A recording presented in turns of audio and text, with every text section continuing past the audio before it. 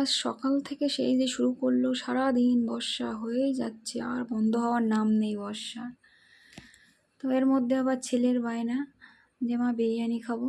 তো বিরিয়ানি বানাবো, তো ঘরে তো কিছুই নেই, এবার বর্ষায় বাইরে যাওয়ারও উপায় নেই। তো কী করবো, ছেলের বায়না তো মেটাতেই হবে। তাই ঘরে থাকা উপকরণ দিয়ে আজ আমি বিরিয়ানি বানিয়ে ফেলব। নমস্কার বন্ধুরা, খুকু রান্নাঘরে আপনাদের সবাইকে স্বাগত। তো এখানে আমি প্রথমে একটা বোলের মধ্যে জল ঝরানো টক দই নিয়ে নিয়েছি। তার মধ্যে আমি দিয়ে দিচ্ছি স্বাদ মতো লবণ, জিরে গুঁড়ো, গোলমরিচের গুঁড়ো, আর দিয়ে দিচ্ছি ধনে পাতা, পুদিনা পাতা, আর ক্যাপসিকামের টুকরো, আর টুকরো করা পেঁয়াজ, আর দিয়ে দিচ্ছি ভেজে রাখা পেঁয়াজ। দিয়ে টক দইটার সাথে আমি ভেজিটেবলটাকে ভালো করে মিশিয়ে নেব। তো এটা আমার মেশানো হয়ে গেছে। এবার আমি এর মধ্যে আগে থেকে কেটে রাখা পনিরের টুকরোগুলো দিয়ে দেব। পনিরের টুকরোগুলো আমি দিয়ে দিলাম। দিয়ে এবার পনিরের টুকরোগুলোর সাথে আবার আমি টক দইটাকে ভালো করে মিশিয়ে নেব। তো এটা আমার মেশানো হয়ে গেছে। এবার আমি একটু উপর থেকে সাদা তেল দিয়ে দিচ্ছি। সাদা তেলটা দিয়ে আমি এটাকে 1 ঘন্টার জন্য ঢেকে রাখবো। আর এদিকে আমি একটা বাটিতে হালকা গরম দুধ নিয়ে নিয়েছি। এবার তার মধ্যে আমি একটুখানি কেওড়া জল দিয়ে দিচ্ছি, 1 চামচ মতো দিয়েছি, আর দিয়ে দিচ্ছি 1 চামচ গোলাপ জল।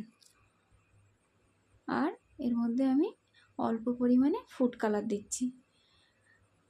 এই ফুড কালারের জায়গায় আপনারা কেশরও দিতে পারেন, কিন্তু ওই যে বললাম ঘরে কিছুই আনা নেই, তো যেগুলো ছিল সেগুলো দিয়েই আজকে বানাচ্ছি। আর দিয়ে দিচ্ছি মিঠা আতর। তো মিঠা আতরটা আমি 1/2 চামচ মতোই দিচ্ছি। দিয়ে আমি আবারও দুধটার সঙ্গে এটাকে বেশ ভালো করে মিশিয়ে নিচ্ছি। তো এদিকে আমার এটা 1 ঘন্টা হয়ে গেছে। এবার আমি চাপাটা খুলে রান্নার দিকে চলে যাব। এখানে আমি একটা কড়াইতে সাদা তেল দিয়ে দিয়েছি কিছুটা, আর দিয়ে দিয়েছি 1 টুকরো বাটার। তো বাটারটা আমি মেল্ট হতে দেবো। বাটারটা মেল্ট হতে হতে আমি এখানে কিছু গোটা মশলা নিয়েছি, সেগুলো দেখিয়ে দিচ্ছি। তো এর মধ্যে ছিল তেজপাতা, জায়ফল, দারচিনি, এলাচ, লবঙ্গ, সাজিরে, আর দিয়ে দিচ্ছি এর মধ্যে পেঁয়াজ কুচি। পেঁয়াজ কুচিটা দিয়ে আমি একটু ভাজা ভাজা হয়ে গেলে আমি এর মধ্যে দিয়ে দিচ্ছি 1 চামচ আদা রসুন বাটা। আদা রসুন বাটাটা দিয়ে আমি আবারও একটু নেড়ে চেড়ে এটাকে কষাই করে নেব। আদা রসুনটা দিয়ে আবারও একটু মশলাটাকে কষাই করে আমি এর মধ্যে দিয়ে দিচ্ছি একটা বড় সাইজের টমেটোকে আমি এরকম করে কুচি কুচি করে কেটে নিয়েছি। নিয়ে আমি আবারও বেশ ভালো করে নাড়াচাড়া করে এর মধ্যে আমি কিছুটা গুঁড়ো মশলা অ্যাড করছি। এখানে প্রথমে দিয়ে দিলাম লবণ, আর দিয়ে দিচ্ছি লঙ্কার গুঁড়ো, আর একটু মিট মশলা দিয়ে আমি আবারও বেশ ভালো করে এটাকে কষাই করে নেব। তো মশলাটাকে এইভাবে আস্তে আস্তে করে অল্প আঁচে এটাকে কষাই করে নিতে হবে। আর এখানে আমি 1 চামচ ভাজা মশলা দিয়ে দিলাম। ভাজা মশলাটা অবশ্যই আমার চ্যানেলে পেয়ে যাবেন আপনারা, এটা আমি বাড়িতেই বানিয়েছি। আর এর মধ্যে ম্যারিনেট করা পনিরগুলোও আমি দিয়ে দিচ্ছি। দিয়ে আমি পনিরগুলো দিয়ে ভালো করে আমি কষাই করে নেব। এটা বেশি জোরে ধাক্কাধাক্কি করা যাবে না, এটা বেশ হালকা হাতেই নাড়াচাড়া করতে হবে, নাহলে পনিরের টুকরোগুলো অনেক সময় ভেঙে যেতেও পারে। এটা আমার ততক্ষণে কষাই হতে থাক।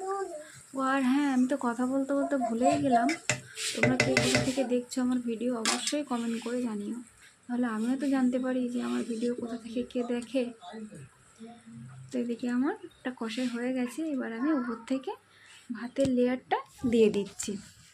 তো আমি এখানে একটাই লেয়ার করেছি, যেহেতু অল্পই ছিল এটা আমার, আমি একটাই লেয়ার করেছি। আর একটু আমি গ্রিন ফুড কালার দিয়ে দিচ্ছি। আর যে আমি ফুড কালারটা বানিয়ে রেখেছিলাম যে দুধটা দিয়ে, ওটা দিয়ে দিলাম। আর দিয়ে দিলাম কাঁচা লঙ্কা, আর উপর থেকে বেরেস্তা ছড়িয়ে দিচ্ছি। এবার একে একে পুদিনা পাতা, ধনে পাতা কুচিগুলোও দিয়ে দিচ্ছি। দিয়ে উপর থেকে একটু বিরিয়ানি মশলা ছড়িয়ে দেবো। আর দিয়ে দিচ্ছি 1 চামচ সাদা তেল। যেহেতু আমার ঘরে ঘিটাও ছিল না, তো আমি সাদা তেল দিয়ে দিয়েছি 1 চামচ। দিয়ে এটাকে আমি ঢাকা দিয়ে 30 মিনিটের জন্য হতে দেব। ফিরে আসছি 30 মিনিট পর। 30 মিনিট পর আমি ঢাকাটা খুললাম, দেখুন এটা কেমন হয়েছে। রেসিপিটা যদি ভালো লাগে অবশ্যই ফলো করে পাশে থাকবেন, আর পাশে থাকা বেল আইকনটি অবশ্যই প্রেস করবেন আমার চ্যানেলের ভিডিও আপনার কাছে সবার আগে পৌঁছানোর জন্য। আর এরকম রেসিপি যদি আরও লাগে তাহলে অবশ্যই কমেন্ট করে জানাবেন। আর এটা অবশ্যই বাড়িতে একবার বানিয়ে দেখবেন কেমন হয়েছে, কমেন্ট করতে কিন্তু একদম ভুলবেন না। ধন্যবাদ। আবারও আসবো এরকম নতুন নতুন রেসিপি নিয়ে।